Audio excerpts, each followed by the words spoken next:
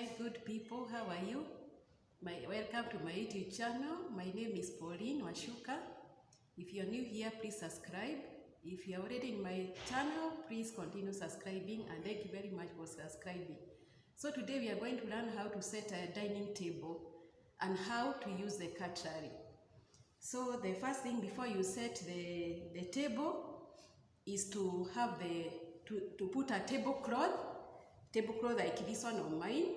You put the tablecloth on the table, or you use the mats. You can also use the mats before you set the plates. And then after that you can put your plates on the table like this, and then the cutlery with a fork and a knife.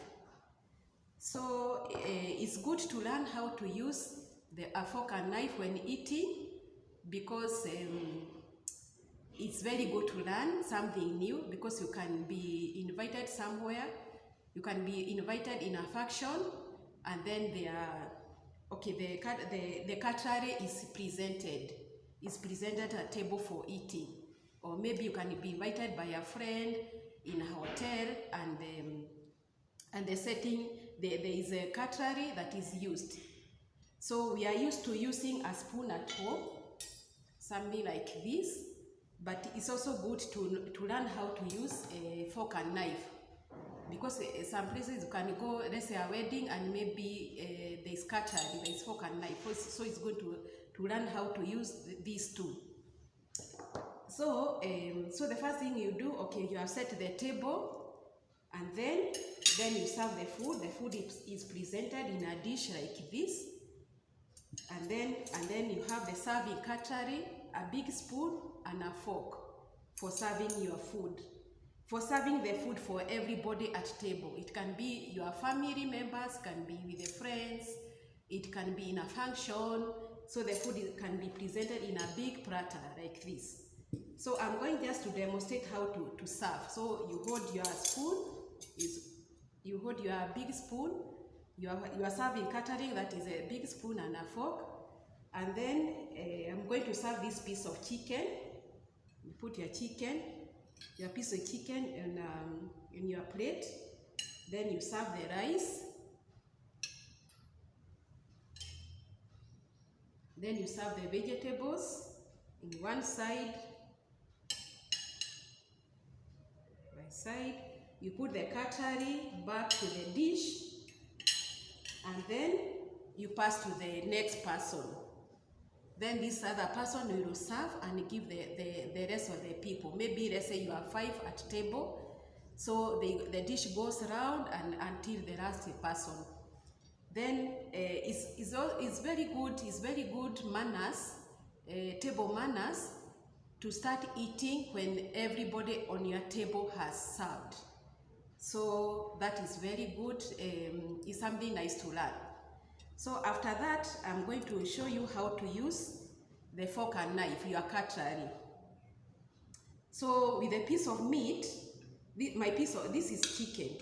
So you use the right hand to hold the knife, and the left hand you hold the fork like this, the way I'm holding.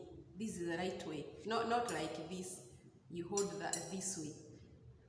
Then you start eating, and then you hold your knife like this with the index finger pointing, and the fork this way. So the fork is to hold the meat or to hold the food that you are eating, and then the knife is for cutting. So now you cut your piece of meat, holding with the fork. You cut like this. And then with the fork, it helps you to bring to the mouth this way. Then you bring to the mouth and you eat. And then this is my vegetable, you cut a piece, you hold with the fork like this, and then you eat. Then the rice the same. You collect the rice with the knife, putting on the fork that way, and then you put in your mouth. And then when you are not using the cutlery, you put the cutlery down, and then you put your hands there, then you chew, and then talking to the other people at table like that. Then you continue eating like this. So the cutlery is used for eating at table. So it's not used like an instrument, you know, to point at people, you tell me the story like this. So that is not very good table manners. Then there's something else also I wanted to tell you, that okay, when you have a piece of meat, it's good to use the cutlery, not your hands, you know, like this, not to use the hands like this. So you use the fork and knife to eat your food. And then there's another thing, there's another detail at table. Is good also when you are talking, maybe first to swallow the food you are eating, then you tell the story, a nice story to the people you are with at table. Then you have a glass of water here. If you need water, you can also use water. So that is nice. And then the other thing is good also to use your serviette to clean your mouth a bit like this when you are eating. Then I have a side plate here. So if you have, is for maybe putting something that you find in the food that is maybe you are not able to eat, you put on the side plate. Or maybe a piece of bone you can put on the side plate, not on the table, not a bone on the tablecloth, because now the table will be very dirty and it will not be very attractive also for the rest of the people. So when you find something that is not very edible, you can put on the side plate. Yeah, that will be very nice. And then when you finish eating, then it's good to put your plate aside. And then let's say there is dessert. If there is dessert, there is a cutlery different for the dessert.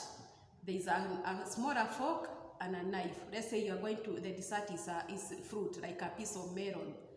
So you use the knife, a fruit knife and a fruit fork, these ones. And then you use, of course, a different plate, a different cleaner plate. Then you put here, then you do the same. The knife always goes with the right hand and the fork the left. Knife right, the fork on your left. Then you eat your fruit or a banana, you eat the cutlery. It's very good manners, table manners, to use the cutlery for eating the fruits, because it looks even attractive and nice. Okay, then it's very nice also to leave the cutlery on your plate after eating, and it will be very nice. So it's very nice to learn these things, because even you can apply them at home.